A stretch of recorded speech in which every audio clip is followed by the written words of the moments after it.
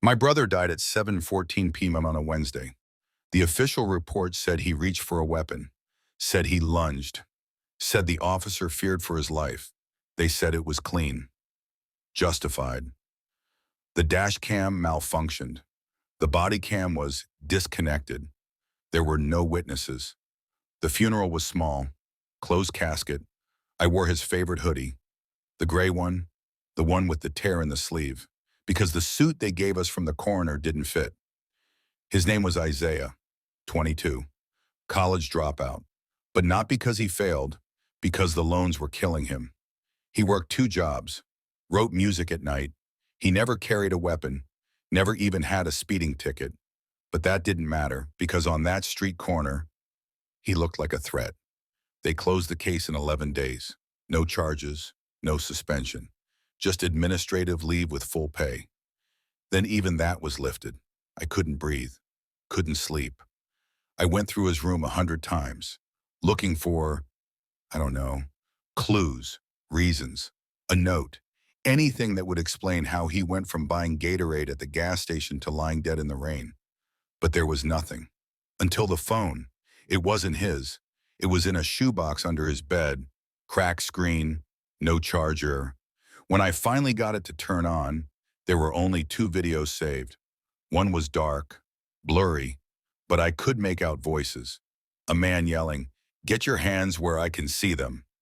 Another voice, Isaiah's, "I'm not reaching for anything."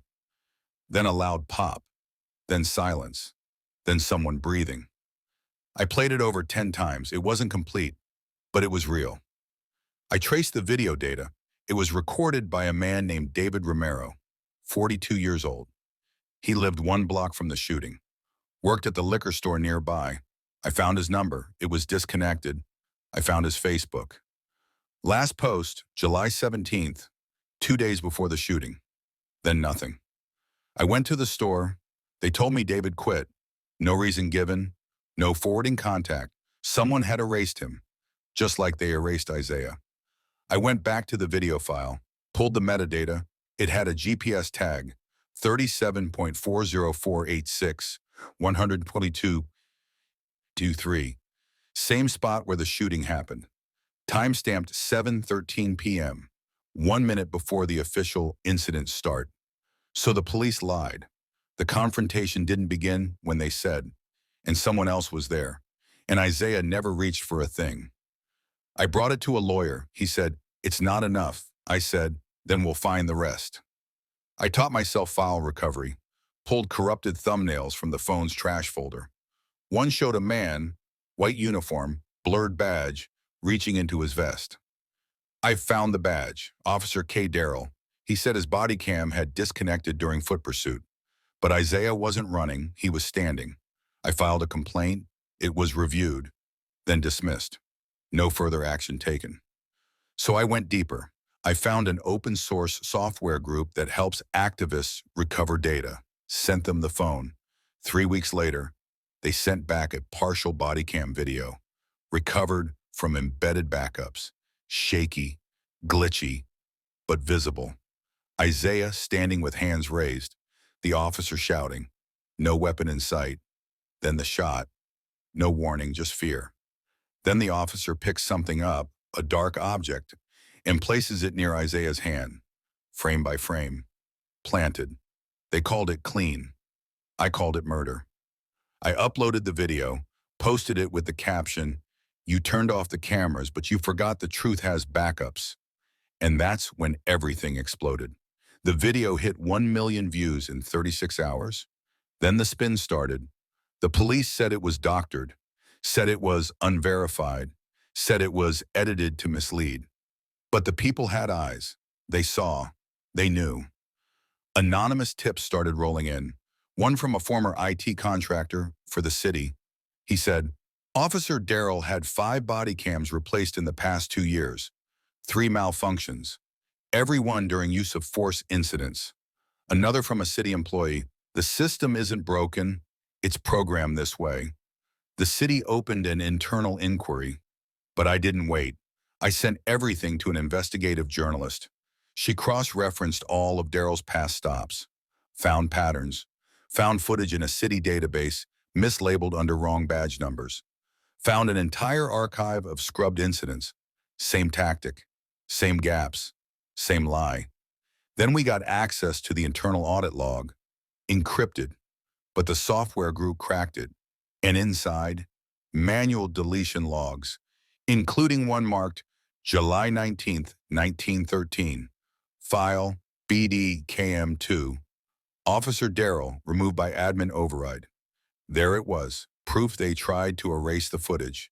We published the full report, titled The Frame Job, How a City-Led Officers Erased the Truth. It hit CNN, MSNBC, BBC. The DOJ announced a civil rights investigation. The mayor issued a statement, "This betrayal will not be tolerated." The governor promised accountability. They arrested Darrell, charged with manslaughter and evidence tampering. But I didn't care about headlines. I cared about truth. They exhumed Isaiah, reran the forensics, confirmed no gunpowder residue on hands, no fingerprints on weapon entry, wound angle inconsistent with aggressive movement. And that's when the case cracked open. The city offered a settlement, millions, NDAs. Silence. I said no. I wanted reform.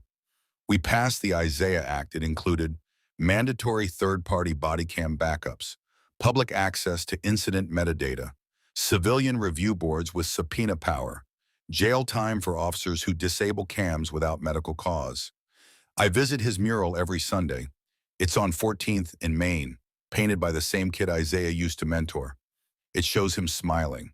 And the words below, they tried to delete him, but we made him impossible to erase. Now I speak in schools, in courts, on stages. I tell them what I've learned. You can turn off a camera, but you can't turn off the truth. My brother was shot by a cop. The body cam was off, but I found the video they tried to delete. And now, so did the world. Thank you for watching. If you want to get more of that kind of stories, press like and check out our channel. 3 days after the visit from the men in the black SUV, a man in a tie showed up at our property. Not from Austin this time, but from a local law firm, pale, young, smiled too much. He said, "Mrs. Gaines, this is an official notice. According to a new land revision, your property was misregistered in 1984. It is now considered under county control and the county has contracted with a private developer to purchase it." I asked, "Do you even know what you're saying?" Grandma just placed a jar of peach jam in front of him, opened a pocket knife, and said, "You want to scare me with papers? I've seen planes burn, son, and you're just paper." He left. That same night, someone painted a message on our barn, "Sell or burn." White paint, large letters. We knew then this wasn't just about land, it was about power, about the idea that people like us can't hold anything for too long, especially if it's history. I started writing to newspapers, to Reddit, to Facebook groups for veterans. At first, silence, then responses. A reporter from Atlanta reached out. He said, "We want to tell her story, but we need proof, documents, photos, everything." We gave him everything. Grandma's medals, war photos, letters from Grandpa who died in 1971. An old video clip of her repairing a fighter jet on a base in Guam, surrounded by men. 2 days later, the article was published. Veteran of 2 wars, a black woman, and a billionaire trying to erase her land. It went viral. Thousands of comments. Women from Kentucky, Oklahoma, Alabama wrote, "This is our story too. Don't back down, sister." And Whitaker? He filed a lawsuit for illegal occupation of property. And the judge, of course, used to be his lawyer's partner. But Grandma didn't back down. She gathered all of us, her 6 children and nearly a dozen grandkids. She said, "If I leave and they'll forget we were here. If I stay, they'll remember forever." And we stayed. That night, someone tried to set the barn on fire. We put it out in time. I found a lighter in the grass with engraving, W&F Holdings. The next day, 2 veterans from Georgia showed up. Strangers. They had read the article, brought a flag, hung it on the porch, said, "If he wants to tear her down, he'll have to tear us down first." And then the real march began. Hundreds of people, veterans, farmers, mothers. They came to the farm, pitched tents, cooked meals, hung Every night, Grandma stood on the porch and read poems she'd written since 1973. Whitaker filed a second lawsuit for unauthorized assembly. We? We filmed Grandma's video statement. She said, "I will not kneel. I will not give the land watered by my sweat and blood. I will not leave until I rest in it myself beside my husband. And if you think money matters more than roots, it's because you never had any." The video got 6 million views. CNN, MSNBC, The View. Even Fox invited her. She said no. "I don't give interviews to those who serve, only those who pay." The judge postponed the hearing, but we knew he was looking for a way to make it all disappear quietly. And Grandma said, "I've lived to 82, survived 2 wars, racism, hunger, losing my husband. I can handle one more winter, even another war." Narrator voiceover. I could feel tension prickling the air as we stepped into the old courthouse, late morning light filtering through dusty windows. Today, the fate of my grandmother's farm and our family's future would be decided. Reporters and cameras crowded around, but my eyes fixed on Grandma Helen, tall and resolute, despite her age and the fight ahead of her. Judge calling the courtroom to order. "All rise. Good morning. We are here to hear case number 75463, Ellis Family versus Maxwell Industries. Please be seated." Narrator. Grandma Helen Ellis settled into the only chair she could reach at the plaintiff's side. I took my seat right behind her, my heart thumping in my chest. Beside her, her lawyer, Miss Sarah Peterson, placed a comforting hand on her shoulder.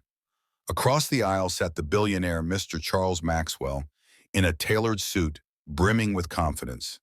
His face looked the same as always, arrogant, eyes cold, refusing to meet ours. Prosecutor. Mr. Maxwell's lawyer, Ms. Johnson, rises. "Your Honor, if it pleases the court, the plaintiff has refused multiple settlement offers. My client holds legally obtained deeds to this property, signed and notarized. The Ellis farm belongs to Maxwell Industries by law." Sarah, Grandma's lawyer. Objection. These documents are anything but legitimate. Judge. Ms. Peterson, let me remind you of fairness. Do you wish to contest the authenticity of the deeds today? Sarah. Yes, Your Honor. We have evidence that Mr. Maxwell's deeds were forged. We request a short recess to present our findings to the court. This is urgent. Judge. Very well. A short recess is granted. The bailiff raps the gavel. We will reconvene in 1 hour. Narrator. The courtroom empties for a brief break. Reporters whisper while texts clear cables. I step out into the crowded hallway. There's a sign taped to the wall in bright marker. Justice for Helen. My phone buzzes constantly. Neighbors, friends, and even strangers sending prayers and supportive messages. Grandma sits in a chair by the doorway, steady and calm. Her cane leans against the wall beside her. Grandchild, quietly to Grandma. "How are you holding up, Grandma?" Helen, smiling faintly. "I've been through worse, child. 2 wars felt less frightening than this suit. Thank you for being here with me." Narrator. Outside, a small crowd of local supporters has gathered. They hold hand-drawn signs. Honor veterans, not billionaires. Farm lives matter. Hands off Grandma's land. Neighbors we've known for years pass me reassuring smiles in the hall. A local TV reporter is interviewing an elderly vet in a crisp uniform about the case's importance. The group chat on my phone shows dozens of good wishes. Everyone's praying that this ends rightly, that justice will prevail. Susan, neighbor to us. "Hang in there, Helen. We are all behind you." Helen. "Thank you, sweetheart. This old heart still has fight in it. I won't back down." Narrator. Grandma reaches into her coat pocket and pulls out a worn photograph. It's her in uniform, standing with her fellow soldiers in a dusty foreign camp. I remember this photo on our kitchen fridge, the image of a younger Helen, fierce eyes determined behind the fatigues. She taps the photo with her trembling finger and turns to me. "Helen, this is where it all started, dear. I fought in 2 wars because I wanted freedom and hope for my family's future. If I had faltered there, I could never have faced you all now. I cannot falter now, not for these evildoers." Grandchild. "No, Grandma, you'll never falter." Narrator. The judge's gavel sounds again, and we return to our seats. The courtroom is packed. Even the overflow stands along the walls, watching intently. The judge nods for order. Judge, Ms. Peterson, please present your evidence. Sarah, thank you, Your Honor. I call Dr. Emily Chen, forensic document expert. Narrator, Dr. Chen places a stack of documents and her laptop on the stand, then is sworn in. Mama Chen, examining the papers. I've compared the signatures on the contested deeds with verified signatures from official records. My analysis shows severe irregularities. The ink and paper are far newer than claimed. This notary seal is a fake. These documents were created recently, not decades ago. Narrator, a stunned silence settles over the courtroom. Maxwell's lawyer, Ms. Johnson, slaps the papers angrily. Ms. Johnson, preposterous. These were certified by our notary's office. Dr. Chen, pointing to the signature. The signature of the notary is different than his known signature on record. It's not genuine. They were forged. I can provide certified copies of the real records from the clerk's office to prove it. Narrator. Mr. Maxwell's face suddenly goes pale. He stands abruptly from his chair. Maxwell. Objection. I paid for those deeds. They are real. Sarah, coolly. Payments to hired lawyers and investigators do not validate a fraudulent document, Mr. Maxwell. If you will excuse me, Your Honor, I'd like to call Mr. George Harrison to the stand. Narrator. Off to the side, an older man with a suit and tired eyes steps forward. He's led up and sworn in. Mr. Harrison. I'm the former registrar of deeds for our county. I recognize those addresses immediately. Ms. Ellis has owned that farm since the 1970s. About 10 years ago, I was pressured by corporate interests to process a deed transfer. I checked the records and found none. The deed said her land belonged to Maxwell Industries, but it never legally happened. I refused to sign it. They weren't happy, but I held the line. Narrator. Maxwell's lawyer jumps up. Miss Johnson. This witness retired years ago. His memory is unreliable and hearsay is not evidence. Judge. Mr. Harrison, can you confirm whether any legitimate transfer of those lands ever occurred in the public records? Mr. Harrison. No, Your Honor. There was never a legal transfer. After I resigned under pressure, I heard rumors that an imposter official was installed who might have done something behind my back. Narrator. Sarah lays a small envelope on the evidence table. Sarah. Your Honor, I present this email correspondence, obtained through subpoena. It's between Maxwell's associates and a clerk in the land office. The emails show bribes offered and instructions to forge the transfer documents. She thumbs through printouts. These messages prove a conspiracy to steal the deed. Narrator. The courtroom gasps. Ms. Johnson tries to snatch them away, but the judge stops her. Judge. Those will be admitted. The evidence suggests fraud. Narrator. Maxwell's jaw clenches. Beads of sweat form on his forehead. Maxwell, quietly, under his breath. Damn it. Narrator. The judge turns to Grandma Helen, still holding the photo from recess. Judge. Ms. Ellis, you seem to have something you'd like to say. Helen. Rising slowly, voice steady. Yes, Your Honor. Narrator. Cameras flash as Grandma steps up to the witness stand, clutching the aged photo in one hand and the Bible the other. Even though it's not an oath, the gesture looks solemn. She takes a deep breath and meets the room with clear eyes. Helen. I was a soldier in those wars. I've seen bullets and famine, sir. I buried friends far from home. Every day in those foxholes, I prayed to come back to my family's land, to live in peace. This farm, it's more than dirt and fences to me. It's my sanctuary. It's the last piece of my parents' legacy. When Mr. Maxwell tried to take it, he wasn't just threatening me. He was threatening everything I fought for. She looks directly at Mr. Maxwell. He didn't know the fire inside me. He never saw the steel a widow's war widow has. But I've fought bullies before, in foreign trenches and in back alleys. I will not be beaten on my own porch. Narrator. The courtroom falls silent. You could hear a pin drop.